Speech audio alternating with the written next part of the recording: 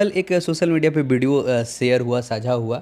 उसके बाद फिर से लोग बहुत कुछ बोलने लगे कि पूरी टीम दूसरी टीम में कन्वर्ट होते जा रही है। हीरोइन जब से मैं इंडस्ट्री में गई हूँ तब से मुझसे जलने लगी है। लेकिन जो भी मुझे इज़्ज़त देता है, जो भी मुझे सम्मान से मिलता है, जो भी मुझसे प्यार से मिलता है,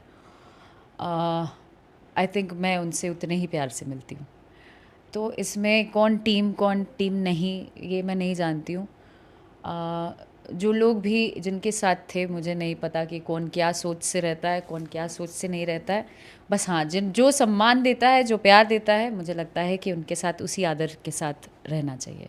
अच्छा, तो फिर जो लोग कल तक आपको बहुत कुछ बोलते थे वो आज आपके साथ देखे जा रहे हैं, तो क्या है माजरा?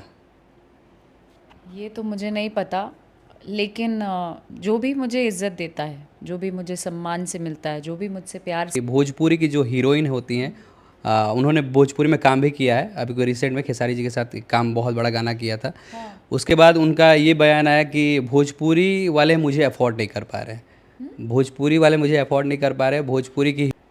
तो इस पे क्या कहना चाहेगी? जब मैं उनको जानती ही नहीं हूँ, तो मैं भी तो भोजपुरी से ही आती हूँ, तो मैं कैसे जली उनसे?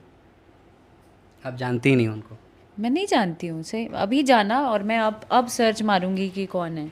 मुझे नहीं पता कौन है, क्योंकि हम लोग तो मज़दूर लोग हैं यार, बैक टू बैक काम में इधर-उधर भागते रहते हैं। कहाँ सोशल मीडिया इतना ज़्यादा ऑब्ज़र्व करते हैं डीपली कि कौन आ रहा है, कौन जा रहा है। लेकिन अगर वो ये बात कह रही हैं, तो वो खुद ही भोजपुरी एक्ट्रेस हो चुकी हैं। तो अपने लिए भी कह रही होंगी।